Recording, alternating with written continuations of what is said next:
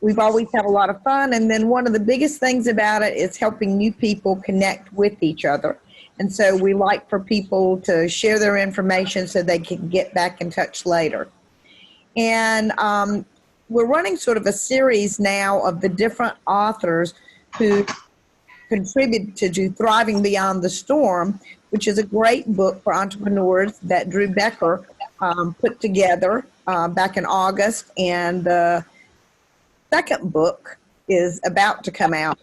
And I'll let you know, and Drew will put the information in there, but Thriving Beyond the Storm, not only is it a great book, but it was a real labor of love for Drew, because it's more than a thought to put this together. And in putting these together, when you buy this book, you get some great information, but the proceeds of the sale of it go to the food bank of Eastern North Carolina. And there are a lot of people in need. So I encourage you, if you haven't gotten the book, to get it. And if you have, share it with someone else so that they will get it. And today we have one of the contributors, and I tell you what, I'm going to have you say your name and do your introduction, because I'm afraid that I won't pronounce it right, and I don't want to mess it up. Oh, that's totally fine. You know, what's in a name? A rose by any name smells the same, as Shakespeare said. So I'm Divya Parekh, and I am a business growth as well as expert positioning advisor. And some of you may ask, okay, what is expert positioning? It's about building your credibility, because not, especially nowadays, more than ever so, all of us are transitioning online. So if somebody refers your name to someone, first thing they're going to go and check out, who are you on your LinkedIn profile or on your Google, you know, how you're showing up as. So that's where we kind of come in, you know, our team, and just showing up authentically, basically. So that's why I'm Kimball.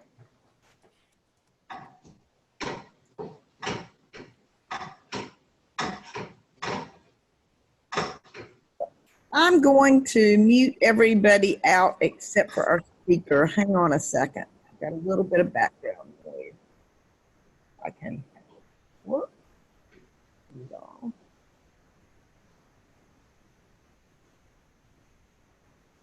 Okay. Divya, you'll need to unmute yourself. And all right. And we want to keep it to like 12:45, right?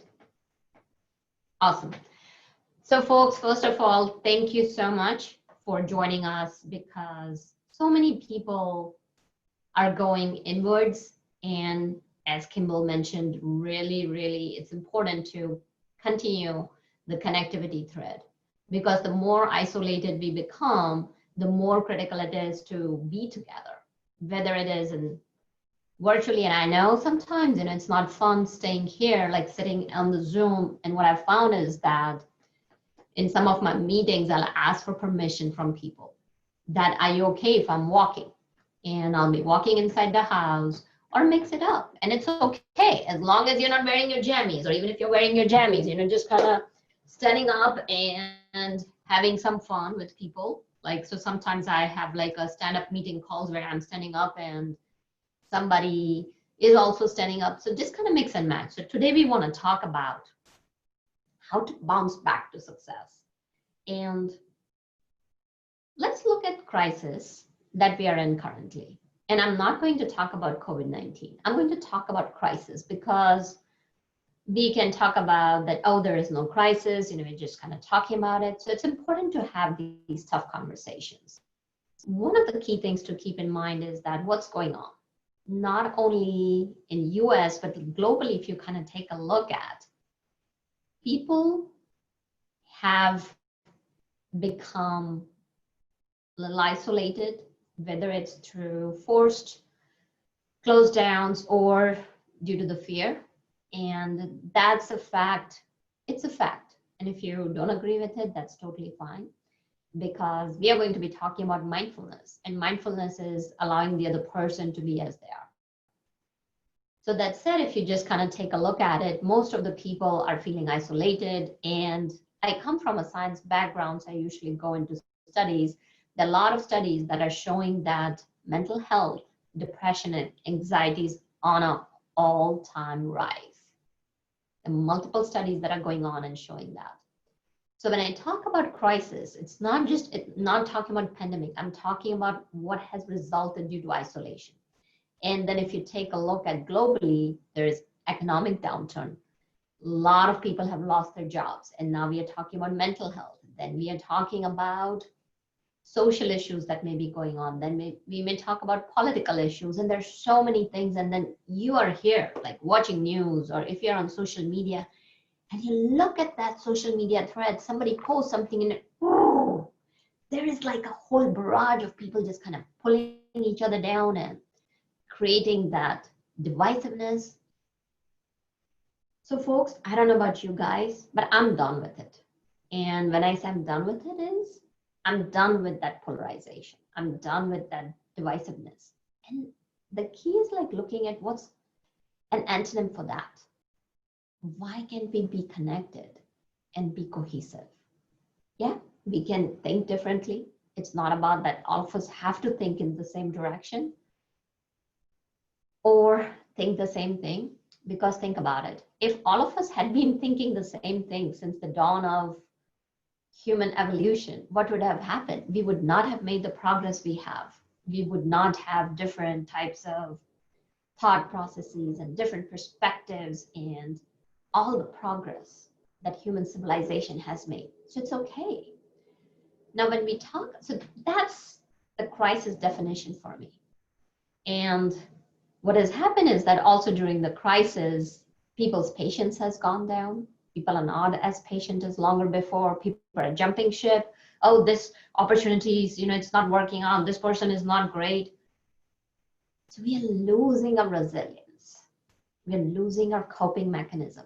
So that's where, when Drew approached me that, Divya, the benefits are going to food bank, and thank you, Drew, for pulling it all together. And thank you, Kimball, for organizing this and spending your time. And thank you all for joining. So the key is that if you're here, then you're definitely a person who's looking for not only growing themselves, connect with others, but also making an impact in other people's lives. So when Drew came to me, I said, yes, I would love to, definitely love to contribute. And Bounce to Success is the whole idea that what is it that we can do? That not only we can survive through the crisis, because folks, the old normal is gone. We are in the new normal. And once the vaccine is out and as things continue to progress, there will be the next normal. So how do we position ourselves? How do we show up that our new normal that will become the next normal allows us to thrive around it? So one of the things I really want to talk about is mindfulness. And I'm sure that you know about mindfulness a lot. And one of the things I want to talk about is that how can you spice up your day? I don't want to bore you with all those big definitions and what goes into mindfulness. Long story short, for me, mindfulness is a conscious decision. It's a deliberate practice. And the reason I said deliberate practice is because our brains, folks, they're wired to be automated. And it's easy to complain. Oh, it's hot. Oh, the humidity is so high. Oh, it's cold. Oh, it's been raining for 2 days. So just if you watch your language, and including myself, I do it too. So that's where the word deliberate practice comes in. We have to make an effort to go against the direction where our brain wants to go. It's easy, right? For brain, all right, my goal is to automate things. That automaticity allows the brain to function and use a really minimal energy. Oh, it's easier to complain. Now I gotta make an effort. I gotta bring in awareness that I am complaining. I gotta watch what I'm talking about. I gotta look at my words. So that's where mindfulness pops in, that it's a deliberate practice of being present in the moment without any judgment. And there are multiple definitions out there. And this is my definition.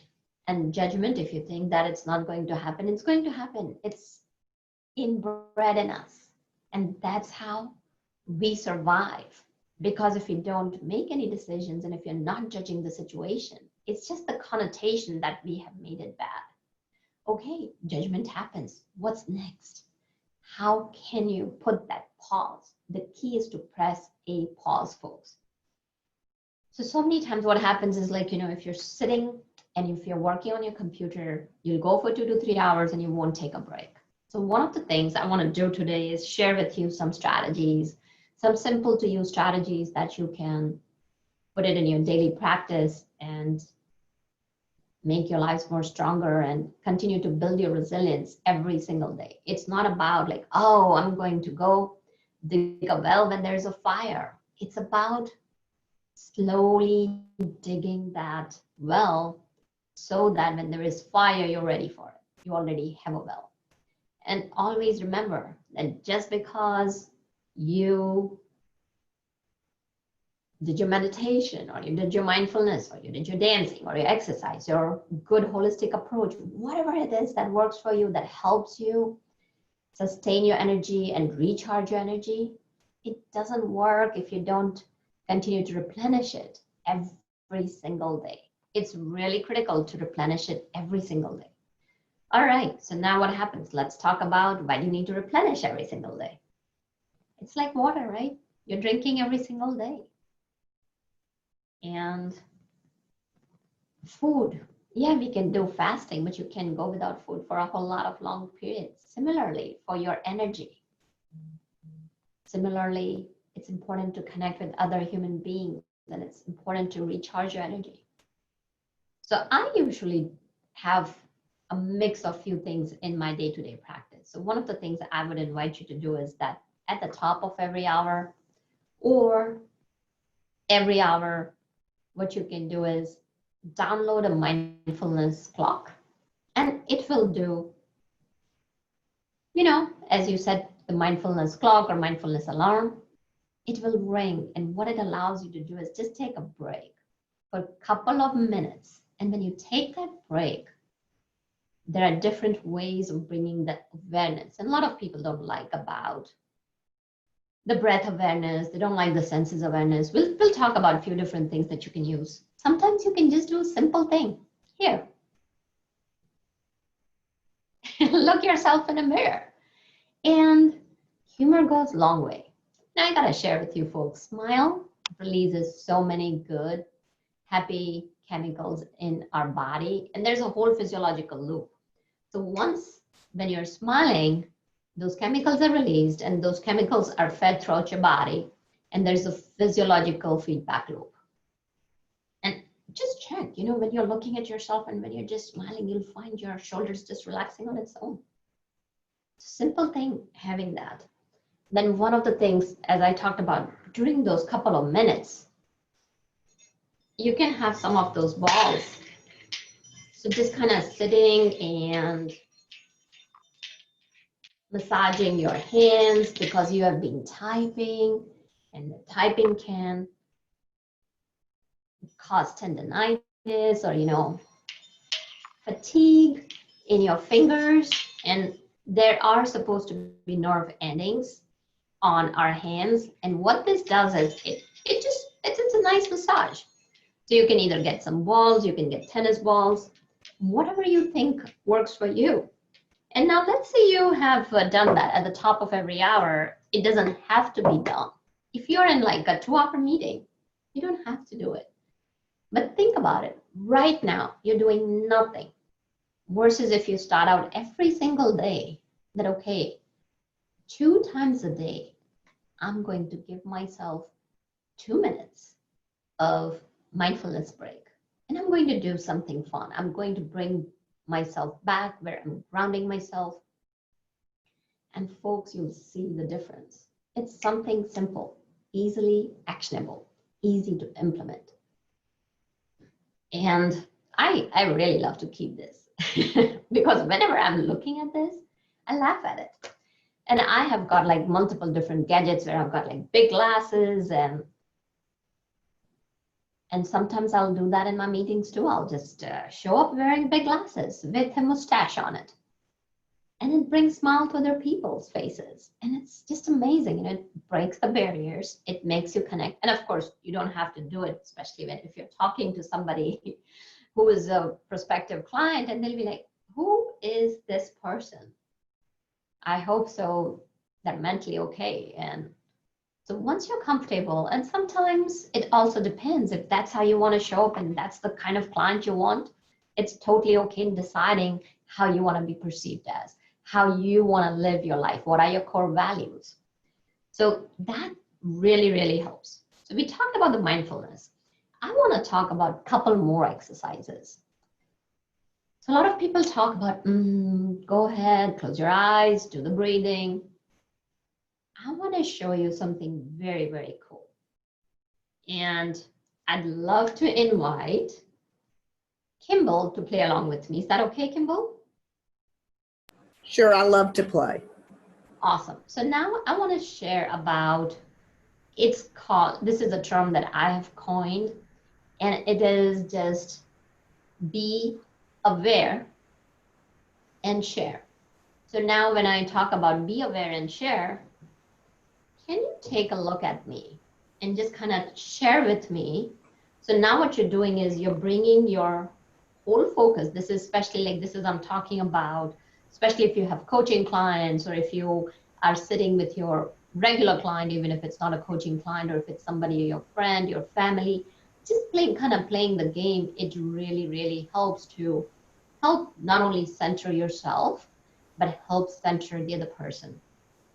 And what it does is it builds the relationship, especially today when we are virtual. Now you're paying attention. So I just say, be aware and share. So now when you take a look at me, do you find any portion that is tense or something where you could give me some feedback? Be nice. I you look tense. Well, I notice your neck is very straight and your posture is very good. I don't think that's bad. I mean, you're very present. Okay, so that's something good, right? Like, so in a conversation, so one of the things you can share with is that I saw that you were listening intently. I saw that your head tilted towards me as we were talking. You may not be looking at the camera, but I can see that, you were looking at my picture on the phone or that, and you were tilting at me. So you're sharing something that you've observed about the other person. And now I'm going to share with you. So like, you're aware, right? You're not just being self-aware, you're being other aware. And especially in today's day and age, it's so critical to be other aware, folks. We all talk about, oh, I gotta be resilient, I gotta do good, me. And I'll tell you why I'm not talking about me, because Richard Davidson, one of the most leading neuroscientists, according to him, there are 4 circuits in the brain. Independent circuits, totally independent circuits. Given the time we have, we cannot talk about all the circuits, but I want to talk about one circuit. So one circuit is that we are wired, we are built through evolution and through our brain development to help others. Because when you help others, you feel good. Like, let's take an example of me and Drew. So for example, like, from my books, the profits from my book go to kiva.org, to entrepreneurs who are impacted by COVID-19. Why do I do it? Am I that altruistic? Maybe. But it makes me feel good. And why does it make me feel good? Because that's how my brain's designed.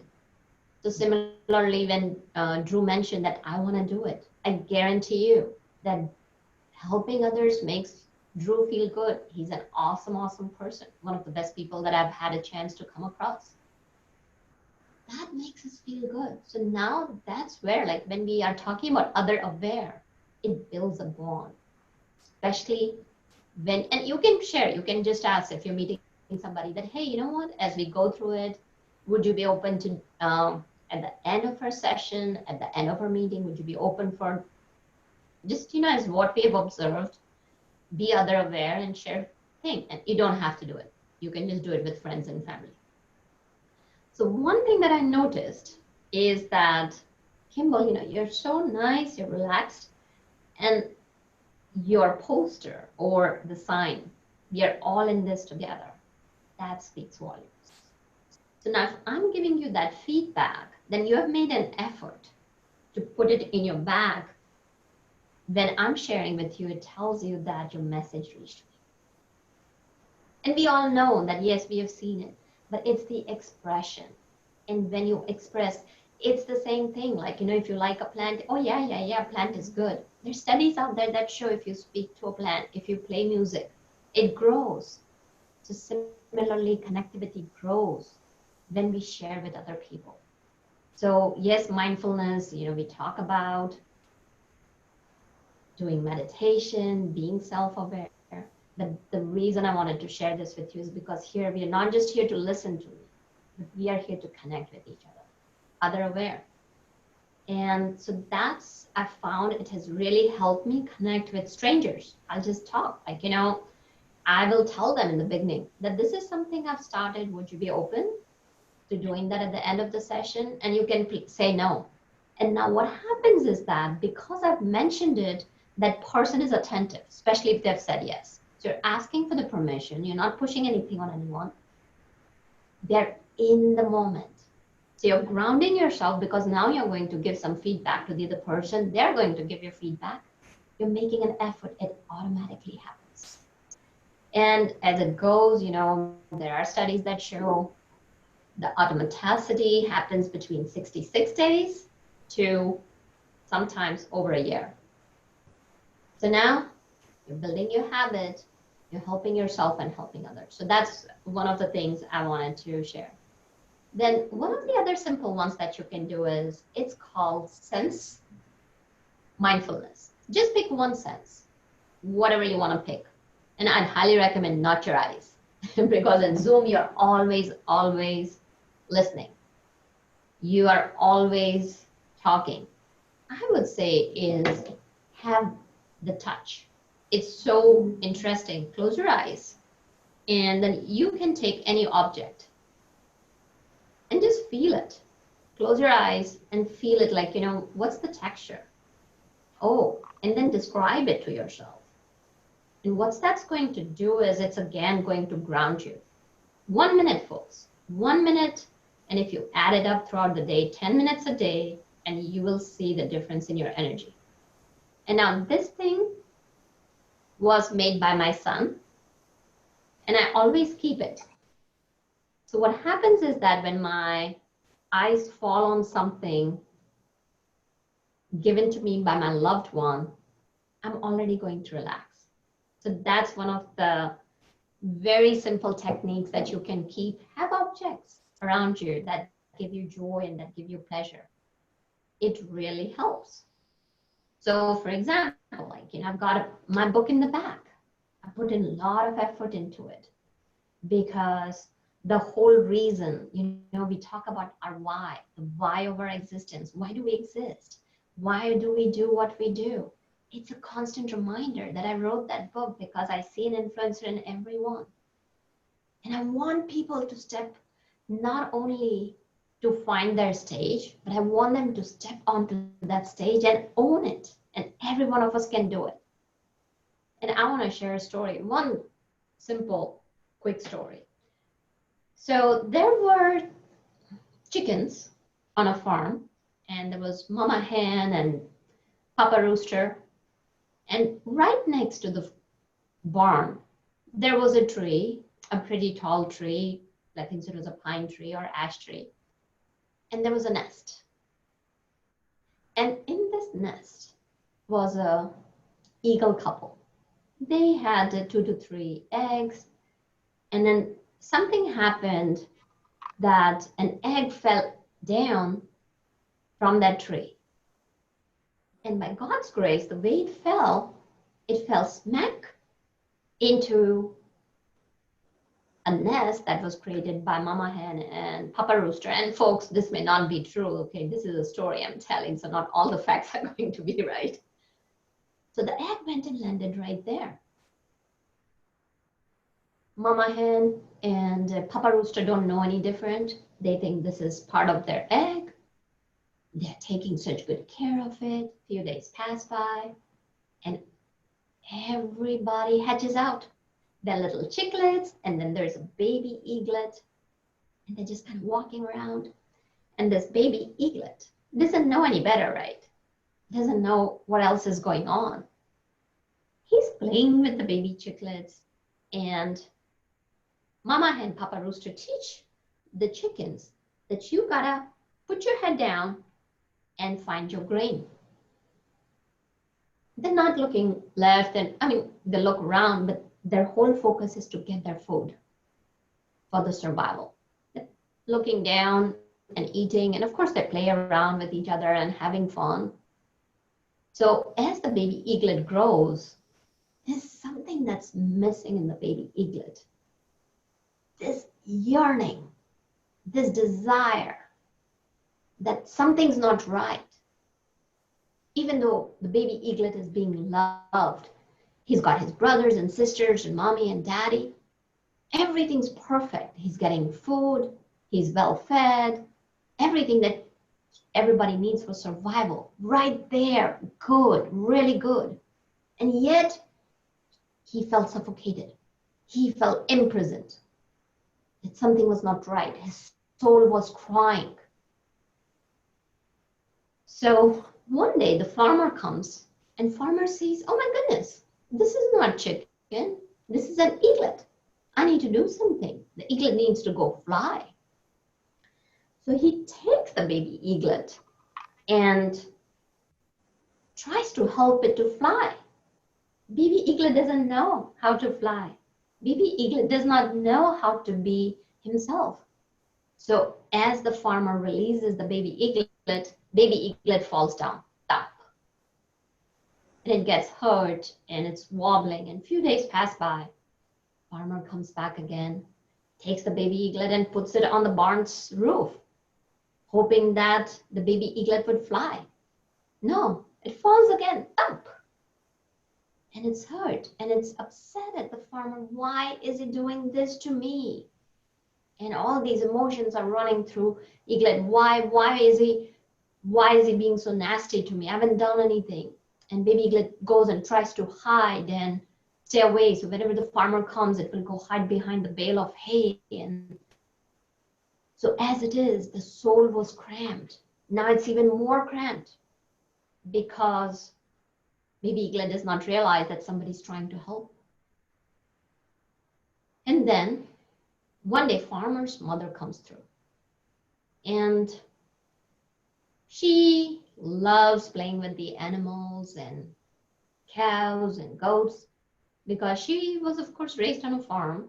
She lived on a separate farm, and so she comes and she's helping out, and then she sees a baby eaglet and she just kind of pets, and she's curious, oh, where did this eaglet come from?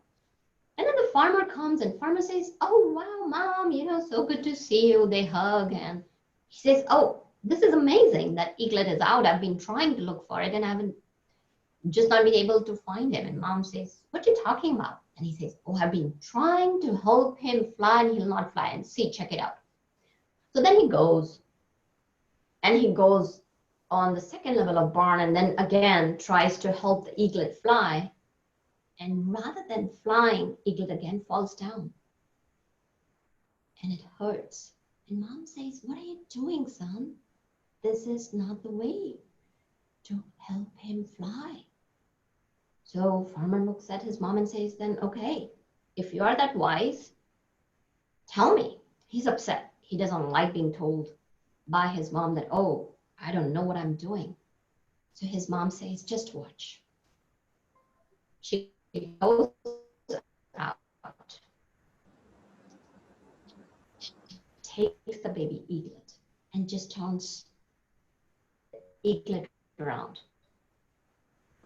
And now what's happening is that the son's baby eaglet, the baby eaglet just moves his head around and sees the beautiful sky, sees the clouds, sees the top of the trees, and then it flaps its wings and takes off. So the moral of the story is that see the potential within you. It's really important to see that potential. Each and every one of us has it. And that was the reason I wrote the book. Go take a look at what is it that makes you pulse? What is it that makes you bring life to the moment? It's not just about practicing mindfulness. It's about bringing that potential into existence and go make a difference. Thank you. Thank you. That was wonderful. I kept thinking of Joe Matz because he's Eagle Coaching. And I'll tell you a little story. In our company, there is an award that they give out once a year. And my husband and I got it 2 years ago. And it's the Eagle Award. And I've had different awards through my life, but it's my favorite. There is something very special about eagles. And that was a wonderful story. Thank you so much for sharing. Oh, absolutely. Thank you for having me. Really appreciate it. Anybody have any questions or comments?